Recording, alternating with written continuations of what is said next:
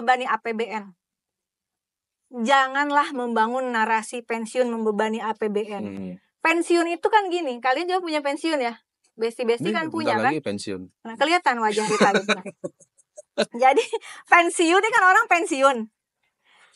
Dia PNS TNI Polri bukan kemudian dapat giveaway pensiun sama tabungan hari tua ditambahin. Enggak, ini enggak ada, bukan giveaway. Dari gajinya dia bukan ditambahin pensiun dan tabungan hari tua. Bukan gini, balikin tuh Kementerian Keuangan.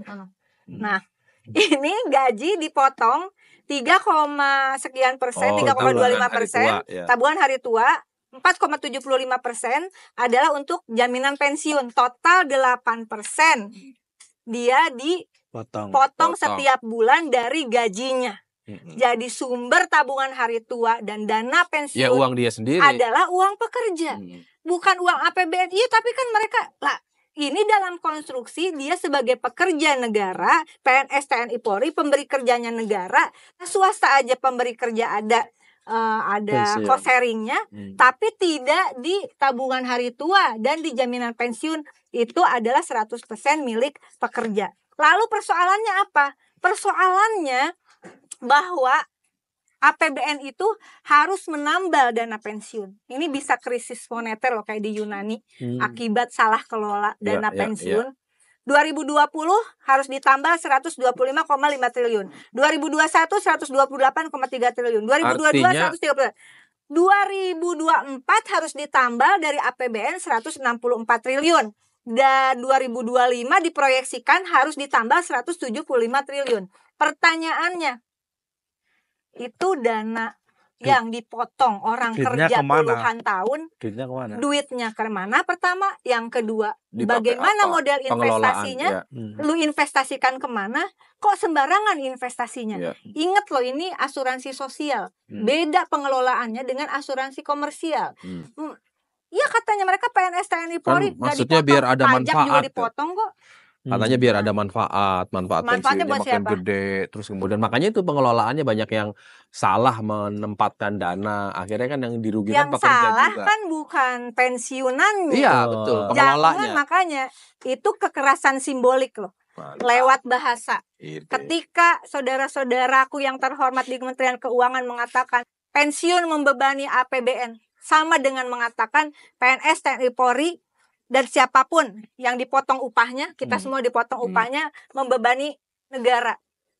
Membebani negara itu ketika orang yang mengelola duit potongan upah kita nggak amanah. Dia sembarangan, jadi korupsi di Jiwasraya 16 sekian triliun, jadi korupsi di Asabri 22 triliun, jadi investasi fiktif di Taspen 1 triliun. Terus apa solusinya? Solusinya yang ditawarkan adalah kemarin bagaimana quote and quote menyalurkan pensiun itu langsung oleh Kementerian Keuangan. Langsung. Kan harus ada dana pensiunnya. Iya. Ada pengawas lah. Itu benar. Benar di Komisi 11. Benar. Mana itu tadinya rapat kemarin nih, ini baru. Tanggal 7 ya. Rapat tanggal 7 Februari 2025, Direktur Jenderal Perbendaharaan DJPP Kemenkyu Astra Primonto Bakti mengatakan merencana mengambil alih pembayaran pensiun. Oh, pembayaran. Iya. Pengelolaannya dana pensiun tetap ada kan? Kan ada OJK tuh yang mengawasi. Ya kalau misalnya uang itu pertama, makanya tadi ya balik lagi ke tata hukumnya ya. Emang ada resolusinya pembayaran oleh Kemenkyu. Makanya. Dana asuransi sosial. Itu dulu dong cek bahwa ini persoalan bagaimana APBN dibebani. Ini baru usulan atau risalah rapat? Enggak, ini udah. Belum, nanti dia akan belum jadi putusan ya. Baru usulan.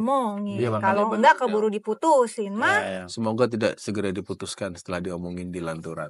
Itu kan kira-kira. Iya, karena itu ada duit total THT sama dana pensiun di unaudited cut off 2024 total 448,75 triliun. Berarti dia menarik dana dong. Aku tidak mau berasumsi ya. Tapi itu nggak bisa. Nggak mungkin kan? Benerin. Cara kerjanya dibenerin, perkuat pengelolaan investasi, tata kelola Iya, dan manajemen resiko yang benar, iya. pengawasan agar investasi stabil dan Selama ini kan menguntungkan begitu. selama ini emang betapa kasihannya ya. Seringkali dana-dana pensiun itu dianggap uang yang tersedia, Iya. Dan uang dianggap dana murah. uang Padahal itu kan uang tabungannya orang. potongan upah. Emang kita regulasinya nggak cukup? Mungkin jangan-jangan Cukup. regulasinya sudah cukup, tapi pelakunya yang rada-rada kurang ajar. Ya, kurang Ayo, apa kurang adanya? hati ya.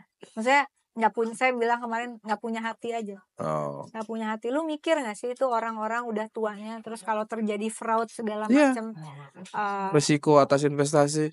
oleh karena itu di dalam filsafat Hmm, perjumpaan dengan korban itu menjadi penting. biar Dan bisa merasakan, biar dimediasi. membangun empati ya. Ya, jadi kita melihat air mata langsung, mendengarkan suaranya langsung. Ini kalau bagian gak enak-enak larinya ke sini. Lo kan kamu sensitif. Iya, air Jangan mata. mau nih.